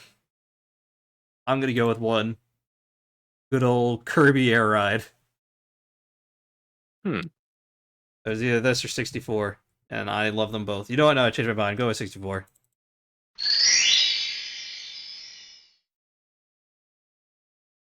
Like 64 more. Sorry, not doing the racing thing. Air Ride is great too, but I'm more nostalgic for 64. Kirby 64, Crystal Shards. It's pretty technically the first 3D Kirby game. Not really though, because you're still on a 2D plane. But everything's in 3D, so that's nice. It's a very like colorful game. That's part of the reason that I love it, because games these days just don't quite do color like how they used to, I feel. I mean, if you look at the indie games, they do, but AAAs don't. Pretty simple system. For you have 5 levels on 6 different planets. Your goal is to get all the crystals in each level. At the end, you fight a boss of each world. Pretty simple. You know, you suck, you swallow, you copy the abilities. Kirby, though, in 64 has a fun ability where you can combine 2 of the abilities to make other powers. So you can combine fire and I guess it's fire and cutter, and you create a fire sword. Or if I want to continue the Star Wars thing, lightning and cutter. You get a dual wielding lightsaber, or double-sided, a big javelin, basically. Just messing with the combo system is amazing, and you can do all kinds of crazy things. One of the most broken things is, I think it's ice and spark, and you become a refrigerator and you launch out food. And what's broken about it is the food you can eat and heal back, and you can do it infinitely. So that's really cool. Yeah, I don't think it was intentional, but it's very broken. The bosses are all pretty unique. First one, of course, Wispy Woods. You got your tree, classic. That's how it goes for Kirby. Second one. You fight some polygons. They're triangles. I don't know what the deal with that one is. Third one, you fight a killer whale. He's very angry for some reason. So forth, lava monster, blah blah blah blah blah. You do the story, you get all the crystals, you smite the big evil, and then you go fight a hellspawn. Because Kirby, for some reason, loves fighting hellspawns. I don't know why. You fight a biblically accurate hellspawn. That's basically what it is. The final boss is I think it's called 02. Hold on, let me drop a picture of 02. It's a silly game. It's simple. It's colorful. It's a hellspawn at the end. So good, good old Christian Kirby defeating the biblically accurate demons. I guess I don't know, but it is a fun game. It doesn't take too much time to beat. Maybe like 6 to 8 hours if you know where all the crystals are. But it's fun. It's good childhood simplicity. It's pretty easy aside from the bosses. But I just enjoy it. And I couldn't think of what else I wanted to put here for nostalgia, so. When you were going down that list of bosses, would that orca, the angry orca, happen to have been Acro, the orca? I don't know. If it's the one I'm thinking of, I know why he's so angry. I don't think it's Acro, the orca. I don't know who that is. If it's the one I'm thinking of, he's angry. He's angry because he was one of the few recipients of an early screenplay of Blackfish before it was published. Oh, Jesus. That'll piss off any orca. Regardless, along with the rest of my list, I do recommend playing this one. It is worth it. But I had to do one that was purely for me. This one was purely for my nostalgia. That I knew no one else would really care for. I do remember, because I rented this game. This is back when Blockbuster was a thing. I know I'm hardcore dating myself there. Rest in peace. Yeah, and I remember, I think it's like one of the abilities you'd mentioned is like Blade, and if you just have the basic Blade ability, or if you double up and get it like ×2, Kirby's ability is he just whips a big ass part of his body out like a boomerang, and it comes back eventually. Yeah, it's his cutter one. So you can double up with the same ability types, and it just becomes bigger of the original. So the first one's like a small boomerang, the second one's a big one with like serrated teeth on it. Then I know, like, I think Stone is one. It literally just turns him into, like, Rock Kirby, and if you go down a hill, he rolls like a boulder and crushes everything in his way. Yeah, that's pretty much how Stone works in every Kirby game, but yeah. It was fun. It was good. It was a good... It was good. I'm gonna pass it on because I'm losing awareness here. Consciousness. Real. Well, I do wish you talked about Meta Knight, because it would have segued very nicely into mine, but okay. Sorry, Meta Knight doesn't appear in this game. Dang, unplayable. Well, I'm just gonna have to cover it up with my own knights, per se. It's time for the final exhibit. 2012. Alright, let's see here. Huh, a sword. A medieval sword, one might say. This will be useful for medieval warfare. Chivalry medieval warfare.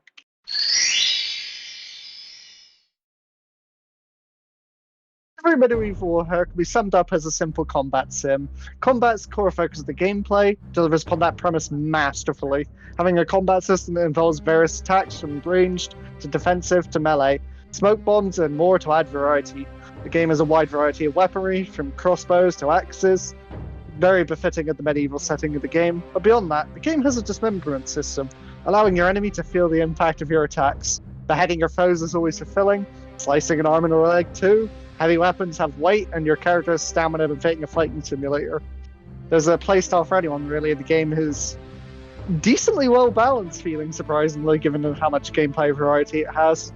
Customization allows you to alter how your character looks and fights with a few classes to choose from, which give you a variety of weapons to fight with more to be unlocked as you keep going. Chivalry is a fun game you would play with friends for a night. Hop on, duke it out in some PvP. It's got a fitting atmosphere that's both immersive yet not distractive. The workshop provides plenty of fun too, including a lightsaber mod. Nothing too complex really, it's just a fun gameplay game. Dumb fun sums it up well. Sadly, the official server is shut down on the 8th of April this year. 12 years of support isn't a bad record though, and unofficial servers live on today. Let's get an F in chat for Chivalry, please. There's also Chivalry 2 as well. Might as well get around to that one day. I remember seeing YouTube videos of this, and it did look fun. It looked silly. It is very fun, and it's very, easy to just pick up, play with friends. I can see some good fun coming out of this, of some people role-playing this and just taking it very, seriously as if you were the people. But I can also see people just goofing off with this one. It really looks like a mixed bag of fun. In a good way. And I'm looking at the one picture with the arm off. I can just only think of the one skit in Monty Python. Yep, there is literally, you can play like that, where you just going around armless, please kill me. Tis but Just a a scratch. flesh wound. Oh yeah. Please let me die. Look, you stupid bastard, you got no arm left. Tis but a flesh wound. This game's graphics look pretty good. Yeah, it's not too bad especially for the 2012. time, which is weird to say, but because around the time graphics, they look good, but they didn't. A lot of them don't hold up too well. This, while looking, maybe the images just aren't great, but it doesn't look too dated. I have a lot of fun memories. Just the core gameplay's fun, like that little desert map on the image there. You can kick people into the spikes and they immediately die, even if they're trying to block the shield if you get the kick right. So there's a lot of fun. It's nice to It's have a always little nice bit to more to just- think about mechanically. Yeah, it's always good to just, this is Sparta somebody. Yep. There are literal pits you can throw people down on certain maps too, so you can very that'll much teach- do so. That'll teach the Persians to invade my country. Tell me, Bob, is this Hello. the prelude of your DPD addiction? Not really. It's kind of just something I played very casually. I have 177.7 hours. The perspective is pretty same, and first-person melee combat. So I made the connection there. I don't see it, but sure. Close enough. It's a fun game. We may proceed. Right, and in going forward, we're gonna go backward. Specifically, I'm gonna end this tour in the room where I began it, back here in the chamber of ye old N64, at this particularly elevated pedestal in the center of the room, the nice shiny golden one. I draw your attention now to Super Mario 64.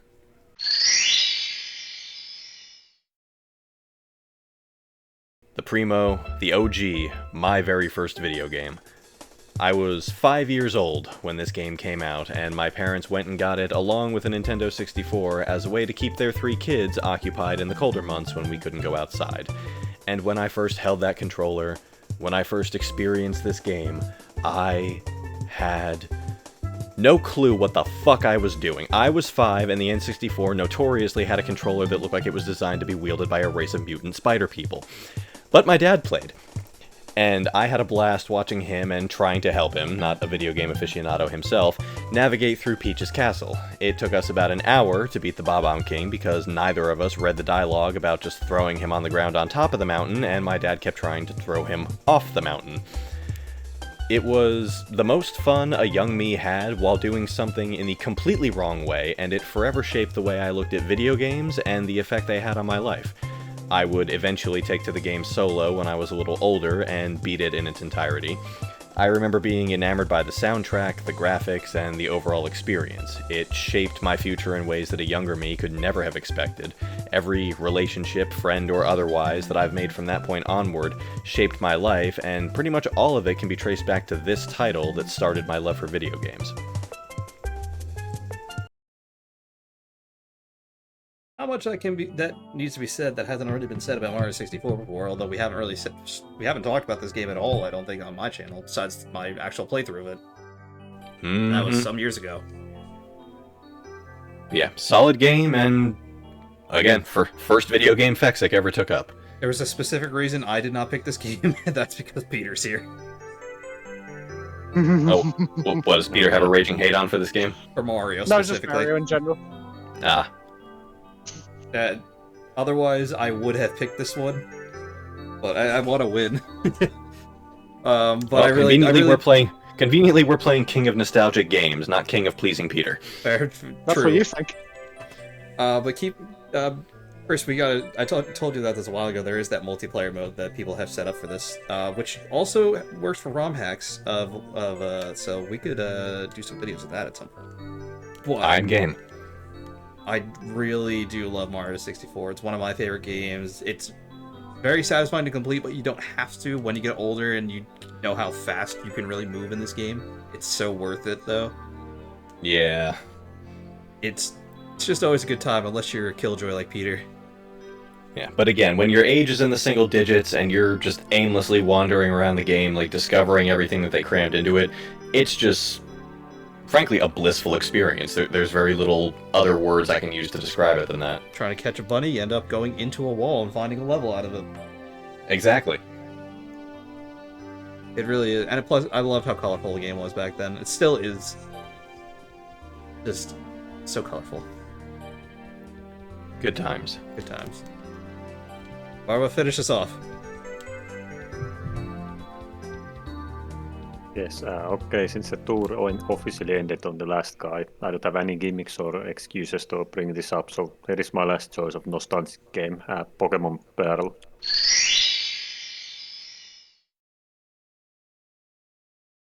I hope Pokemon itself doesn't need an introduction. Pokemon Pearl was the first Nintendo DS Pokemon game released in 2006. It is set in the region of Sinnoh, featuring famous characters like World Destroyer Cyrus and Champion Cynthia, who everyone loves to simp for. This was my first own Pokemon game, as I never had a Game Boy, but I did have Nintendo DS. My first Pokemon game was actually a Ruby that I played, but I didn't own the Game Boy, so yeah. And I got the Nintendo DS and immediately got this game, and that same Nintendo DS is still functional. But this is far from my favorite Pokemon game. In fact, I do not like this game that much, considering what a janky mess it is. Platinum is so much better version than this, but nonetheless, Pearl is definitely my most nostalgic game, so out of Pokemon games, so I will have to give it that. I have my most ancient memories of playing Pokemon from this game. Some of these memories include being able to progress to Sunnyshaw City, which is the atrium, because I did not know why the fat man was blocking my road. My English skills at that age was non-existent. The only words I knew of were yes, no, shut up, and shit. Don't ask why this was my vocabulary. This obviously resulted in me not being able to understand anything spoken in this game. Good amount of my friend group was stuck here as well. One of my friends had a level 80 Luxray and he was stuck at this same spot. I'm proud to say that I was first of us who discovered that we had to go to Spare Pillar. I of course told my friends how to do this because I am such an epic person. I definitely beat the game legitimately afterwards, yes definitely. Definitely did not use level 100 Giratina to beat the Elite Four. Another memory from this game is the naming system. I accidentally named a few of my mons and didn't know how to revert it. My starter was Chimchar and he spent a good 5 years as Infernape named Chimchar. Pretty sure I also named Barry as some swear words. Sadly I lost my original save from 2008 to the Void glitch around 7 years back, when I had just discovered how to do that. One wrong step got the whole save file stuck. I've done that glitch again to gain forbidden legendaries such as Arceus, Darkrai and Shaman, and I still have few mons from that original save in my White 2 game. Like I said, I have a lot of memories and nostalgia of this game, but in the later runs I have really noticed all its faults. It has great amount of them, far too much. Good thing we were brainless drooling Gaga children back then, so we didn't realize how bad the game was, so this is a game I would not actually recommend. Yeah, but that's the whole point of nostalgia, isn't it? Kind of. Those tinted goggles. Funny Yes. enough, this would have been my third choice for a Pokemon game. Between it would have been Gale, Crystal, then Pearl, and then Yellow. This Pearl is what got me back into Pokemon, so I am also very nostalgic for that. And see, Platinum is what did it for me, so Pearl kind of falls by the wayside. Yeah, Platinum is definitely superior version. It has just a lot more going for it, and it fixed most of the faults of Gen 4, so it is a lot better for me. I just have the memories, the nostalgic memories of the Pearl, but I don't want to play it again. It's So true. no, Sometimes that's all you need. Well, that's why I get very emotional when I hear the lake music, though, because this game is the one that got me back into Pokemon. So I mean, I gotta thank it for that and respect it. I respect this choice. It's probably my favorite pick out of everyone. I'll be real. Definitely a solid entry. That being said, Yeah, we need to make a solid exit now. yeah, we're getting escorted out by security because they didn't like us touching all the exhibits. It's not my fault. I thought they were interactive. To be fair, we kind of saw this coming when you walked into a museum with a dude who wears a mask all the time. It's not my fault. Not my fault. It's not So- mine. If I take the mask off, we'd have a crowd of women following us, and it'd be even more chaotic. Good thing no one spotted me 'cause I'm a ghost. Yeah. Shut up. No one even talked about your game.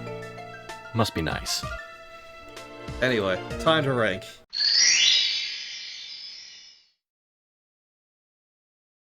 And it's been a while since I've had to go first for this, so this will be fun. Now, one thing before anything else, every game that I have not already played here, I want to play now. Because I haven't. -1. There's one game on here I do not want to play. That's because someone won't shut the fuck up about it. So Peter, you're going last. Imagine. Imagine.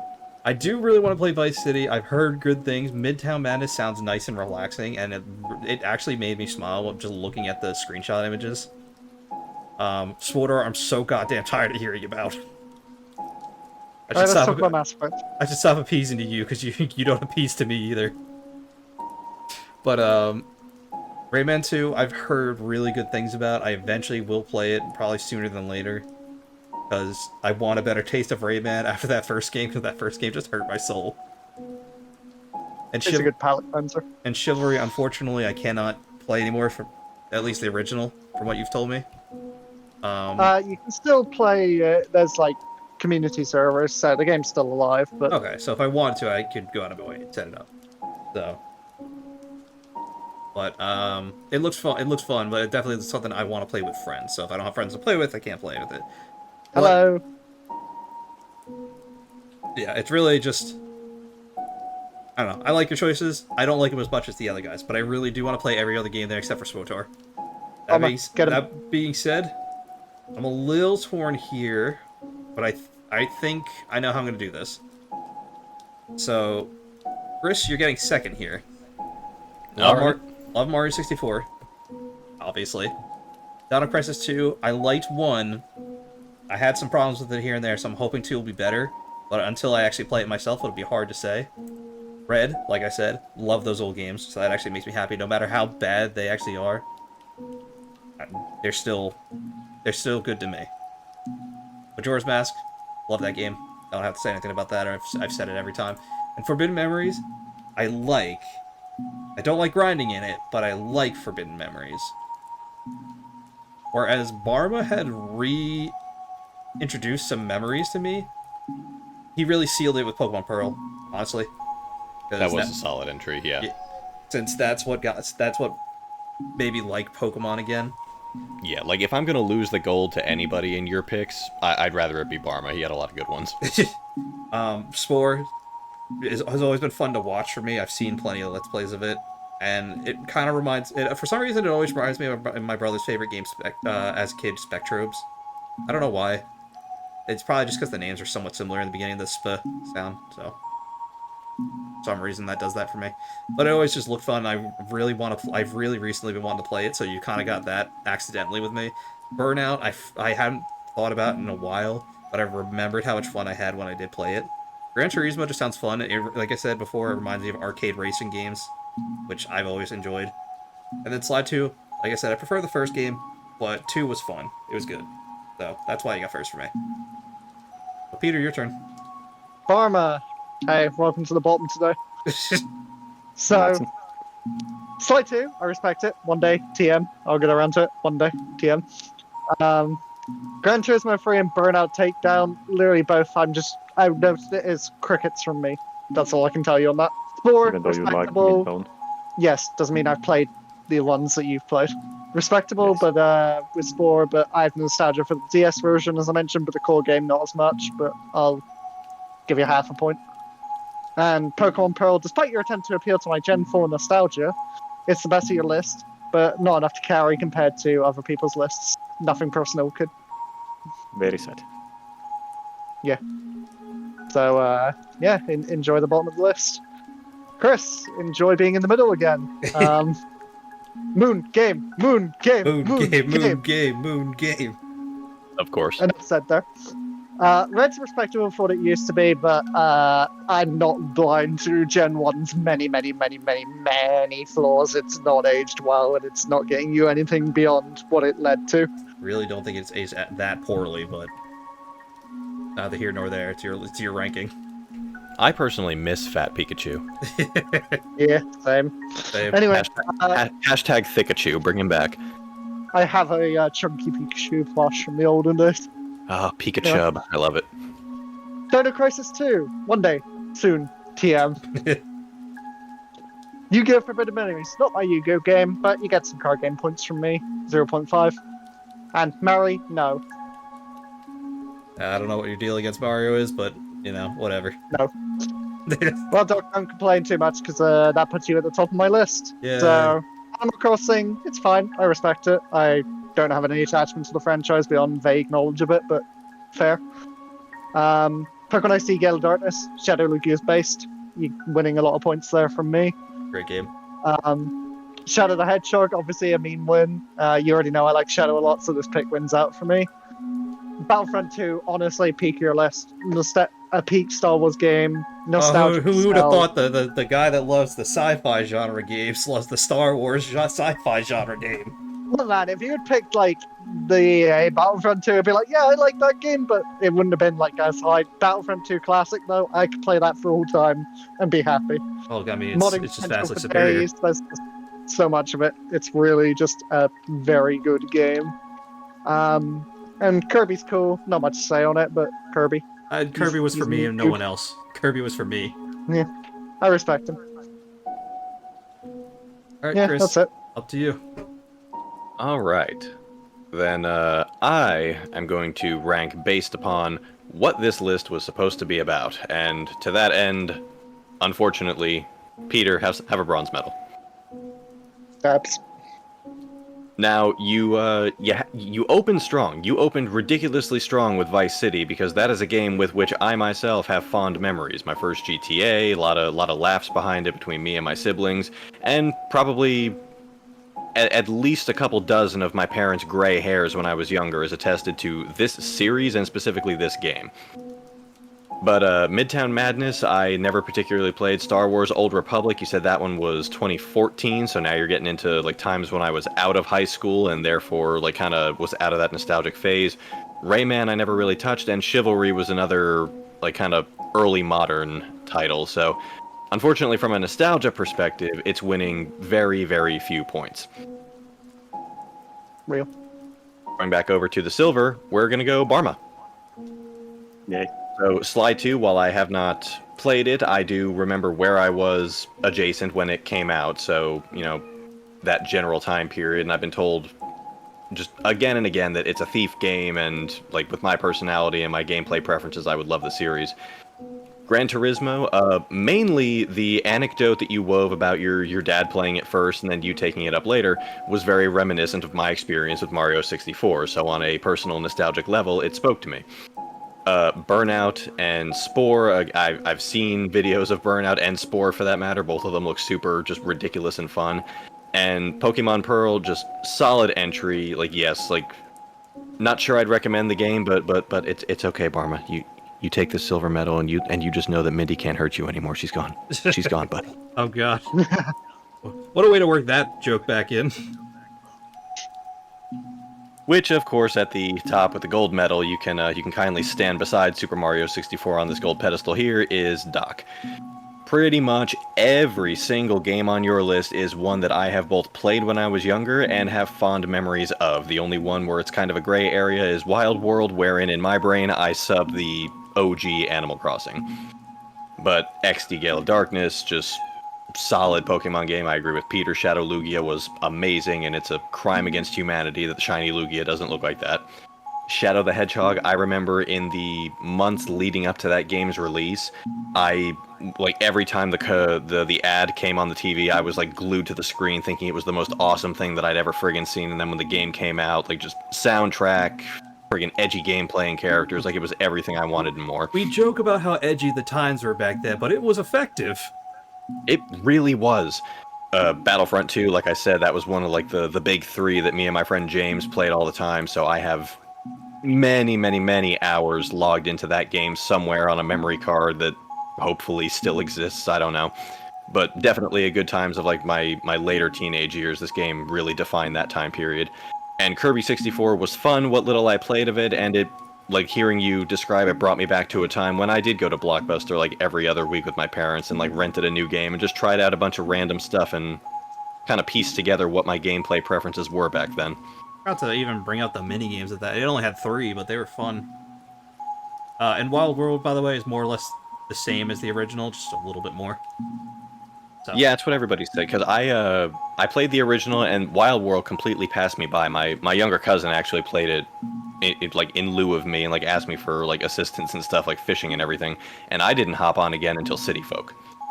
Yeah, City Folk was a little bit better, but again, still more or less the same. They didn't really do much changes until New Leaf, and then New Horizons really took the lead. But as far as nostalgia goes, your list invokes and captures that in me more so than the others. I accept this, thank you. Which leaves it to Barma. It's your turn. Alright. Yeah, unlike in the last video, Chris, you are last this time. So, can't please them all. Yeah, like I said about Link games, I not played them. I heard of them enough. I can accept them as being nostalgic to a lot of people. I just haven't played them myself. About Pokemon Red, I'm with the same opinion with Verb here, that it has aged horribly. Pokemon Red was released before I was even born, and so I missed that train. And later on, looking at it, it's a horrible mess in my eyes.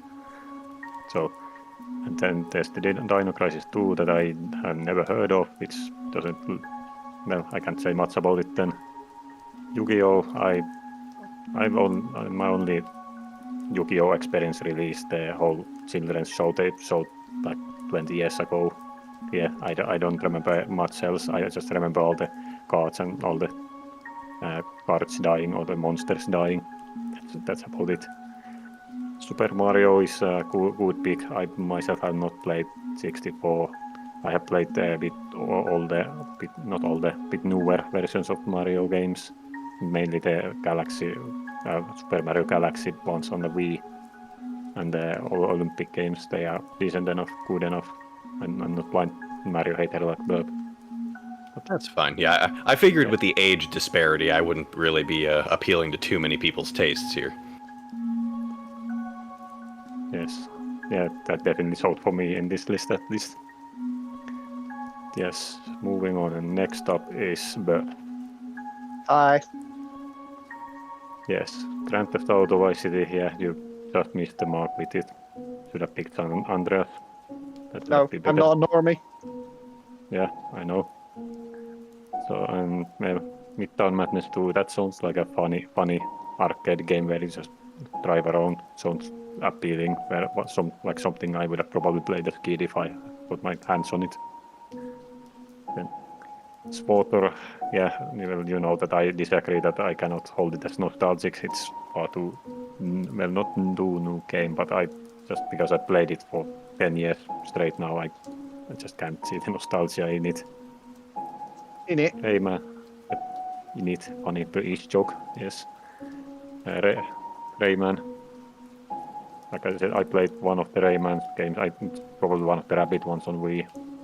The series itself, it seemed like a funny one. I can see why someone would have nostalgia for this one. Yep. And then there's the Chivalry Medieval Warfare, and that looked interesting. I heard very little about it, but looks good, has aged well apparently, and I like those sort of games, even though I don't play much of them. Just melee combat fighters, they are fun. You can join me in why Doc that is. sometime. Okay, so I know Doc got his with 3 top tiers, and mine is the third one.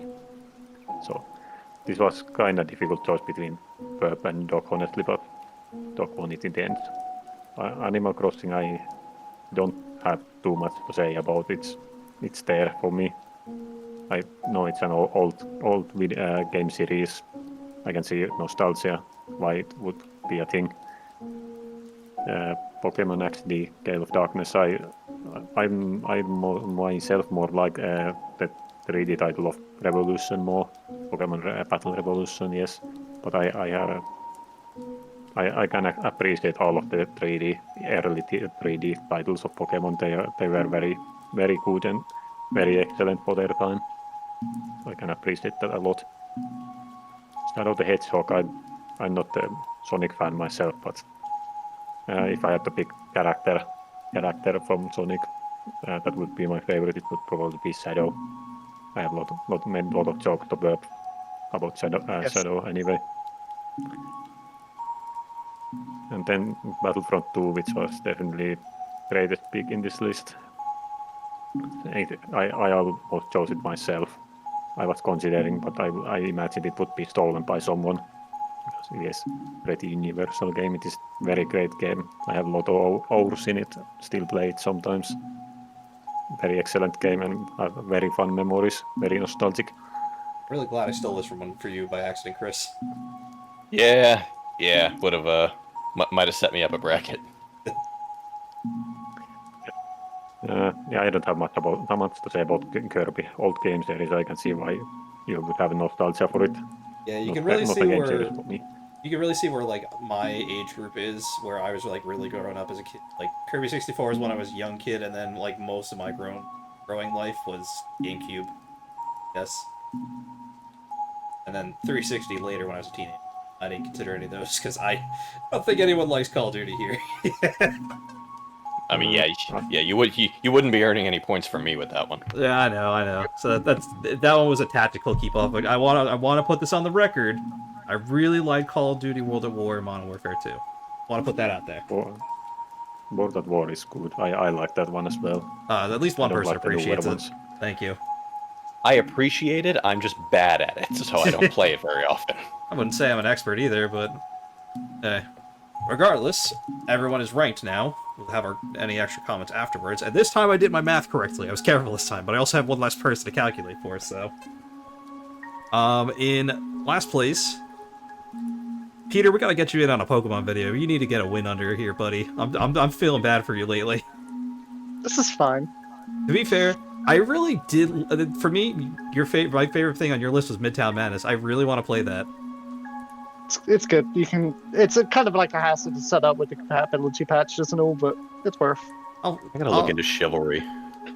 Chivalry is kind of up your alley, yeah. Like I saw like a Let's Play of it years and years ago when I was still in the military, and I thought, oh, that looks funny and fun, and then that was like the last I ever saw or thought about it. The problem with now you can think about it again. Problem with multiplayer games, the hard part is finding people to play it with. Mm-hmm. Continuing on, you had 4 points by the way, Peter. 5 points, Chris. I'll take bronze.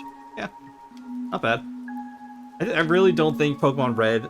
I said it before, but I really don't think it aged as poorly as they say. But I know it did age. But yeah, and again, I came into this knowing that pretty much everything that I would consider nostalgic would not resonate with most of the other people here, with the possible exception of you. Yeah, well, I think I know Peter's a little younger than me. I don't think 1998. Yeah, so you're. And there's just enough of an age disparity between us for a lot of my picks to fall on deaf ears with you. Yeah, I'm right in the middle, so it's easiest for me to work with everyone. But yeah, no, I already said my part on your list, so I don't need to say anymore. But I think Pokemon Red is what really held you back for the most part here. Yeah, as far as the residents of this room go, I'm basically Methuselah. And then 6 points, Barma. Congratulations. Hey, you went down a rank from last time, but you still did pretty good.